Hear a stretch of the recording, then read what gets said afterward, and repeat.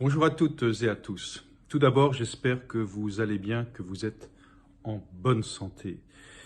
Nous entamons notre 4e semaine de confinement. Je ne sais pas si, comme moi, vous avez pu observer qu'il y a quand même de quoi être franchement très heureux de voir l'engagement, je pense en premier lieu de tous les personnels de santé, quel que soit leur niveau de compétence, les moyens mis en œuvre, même si on peut toujours se dire ça arrive pas assez tôt ou un petit peu trop tard, mais on transporte des malades en hélicoptère, en train entier, d'une région à une autre. Les moyens mis en place, la compétence est franchement remarquable. Et puis l'engagement de tous ceux qui assurent l'alimentation des Français, que ce soit au niveau de la production, du conditionnement, de la distribution, de voir tous ces élans de générosité, ceux qui ont pu développer en urgence ou qui continuent à le faire pour avoir des masques de protection ou des matériels pour ventiler les malades.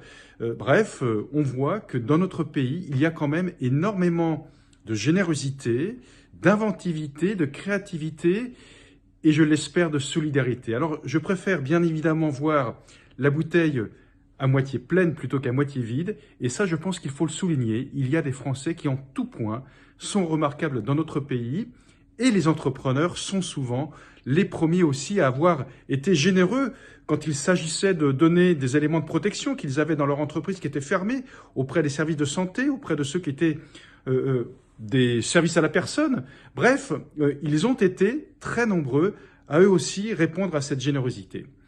Sur le champ économique et social, bien évidemment, on voit que chaque jour qui passe, eh bien, tend un peu plus l'appréhension que nous avons pour savoir si économiquement, que ce soit à titre personnel, lorsqu'on est dirigeant d'entreprise, travailleur non salarié, indépendant, que ce soit pour notre entreprise elle-même, la personne morale, si on va pouvoir traverser cette période avec le moins de casse possible. Il faut, nous y arrivons, que l'intendance suive. Un nombre non négligeable, même plutôt bien calibré, d'aides ont été mises en place par l'exécutif, le gouvernement, tant sur le champ social que sur le champ économique. D'ailleurs, certaines de ces aides ont été directement inspirées par la CPME. Alors, tout cela est très bien, mais ça ne peut servir que si l'intendance suit. Et dans cette 4e semaine, nous sommes à l'instant clé où il faut que l'intendance suive. Alors de grâce, n'allez pas assommer les entrepreneurs de dossiers administratifs, de justificatifs en pagaille. Il faut savoir que ces aides, pour la plupart d'entre elles, sont garanties par l'État. Donc il faut que ce soit le plus fluide possible. Plus nous avançons dans le temps, eh bien plus l'angoisse monte parmi nous. C'est tout à fait normal. Il faut que les remboursements sur le chômage partiel, par exemple, arrivent le plus rapidement possible sur les comptes bancaires des entreprises. Et puis, je n'oublie pas, et la CPME n'oubliera jamais, les chefs d'entreprise eux-mêmes. Beaucoup d'entre nous n'ont pas de salaire. Ce sont des TNS, travailleurs non salariés.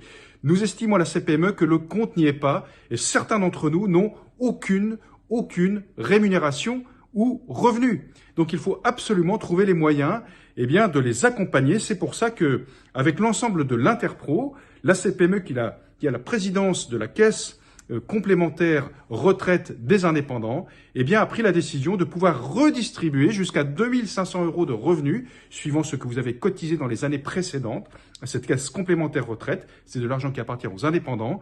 Nous espérons que nous allons pouvoir vous verser le plus rapidement cette somme. Il faut maintenant que l'exécutif, la tutelle, nous valide cette demande que nous faisons avec beaucoup d'instance et d'insistance. Pourquoi ? Parce qu'il ne faudra pas les oublier, ceux qui ont cette magnifique qualité d'entreprendre.